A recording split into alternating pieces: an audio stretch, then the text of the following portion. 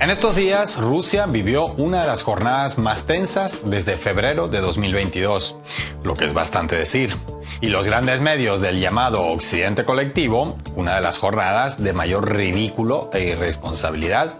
lo que es todavía mucho más decir. El 23 de junio en la noche, el grupo Wagner se rebeló contra el Ministerio de Defensa e inició lo que denominó Marcha por la Justicia hacia Moscú. Y como era de esperar en una compañía militar privada, la marcha no fue ni en bus ni con pancartas. Los wagneristas marcharon en dirección a la capital rusa en tanques y otros vehículos militares fuertemente armados. El presidente Vladimir Putin reaccionó calificando lo sucedido como una traición contra Rusia que atribuyó a la ambición desmedida, y desde las autoridades rusas se anunció la apertura de un proceso legal contra Yevgeny Prigozhin, el líder de Wagner. A pesar de que la rebelión del grupo armado fue rechazada en todas las esferas por reconocidos voceros públicos y privados, militares y civiles, oficialistas u opositores, incluso entre personas que eran reconocidas con razón o sin ella como cercanas a las opiniones políticas y militares de Prigozhin,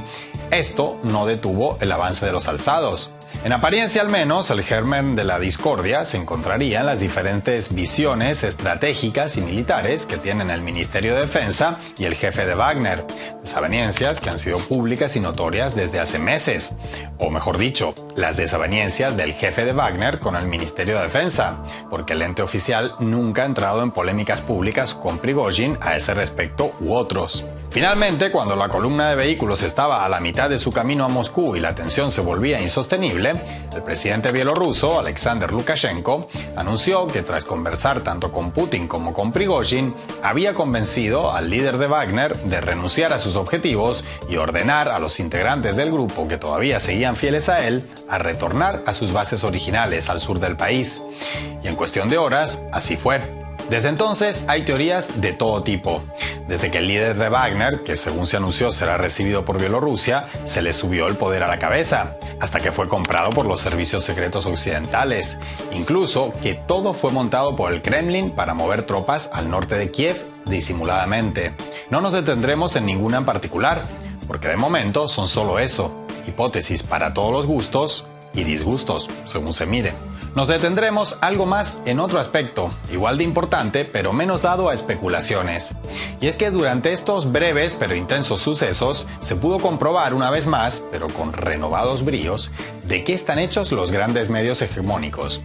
Y el diagnóstico, como de costumbre, no es demasiado halagador. Porque las mismas cabeceras que durante estos meses denominaron a Wagner y a su líder con los peores adjetivos que puedan imaginarse, de la noche a la mañana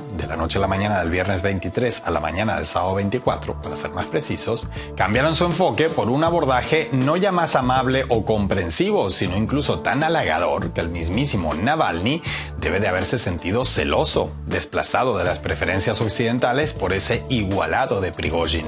Lo que no deja de ser revelador, porque la marcha de Wagner no tenía mucha pinta que digamos ni de revolución de colores, ni de los claveles, ni de los osesnos, ni, si me permiten el chiste, algo críptico si quieren, tampoco revolución de los violines. Y además se daba en la mayor potencia nuclear. Llama la atención además como al mismo tiempo que en las redacciones occidentales parecía haber más júbilo que preocupación, en los gobiernos del mismo territorio la sensación era la opuesta. Convocatorias urgentes, declaraciones alarmadas, casi que temblorosas, y un inequívoco aire a ten cuidado con lo que deseas porque puede hacerse realidad, o no es lo mismo llamar al diablo que verlo venir. Y es que aunque en el occidente colectivo repiten un discurso simplista y hasta infantil, que afirma que esa Rusia malvada que tanto denuncian se acabará cuando se acabe Putin y a continuación tomará el poder una especie de Justin Trudeau eslavo, la realidad es que de triunfar un golpe como el que tanto alientan cuando está lejos y temen cuando lo ven de cerca,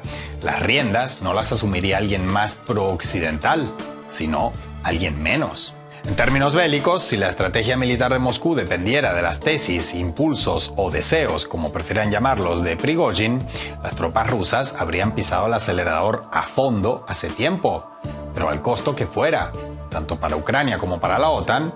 como también para la propia Rusia. Suena a amenaza apocalíptica, pero no lo es. Es lo que sabe cualquier analista serio sobre los distintos enfoques que existen respecto al ritmo de este conflicto armado. Tanto si lo sucedido este fin de semana fue ambición o locura, traición o estrategia, lo paradójico del caso, o no, es que con su continua estrategia de escalar y recrudecer las hostilidades, armar al gobierno ucraniano todo lo posible y, como repiten de una u otra forma, matar cuantos más rusos sea posible, Occidente acerca el terreno de las hostilidades a los deseos de quienes quieren una guerra total. Y si todavía fuera que no saben lo que están haciendo, hasta sería un alivio,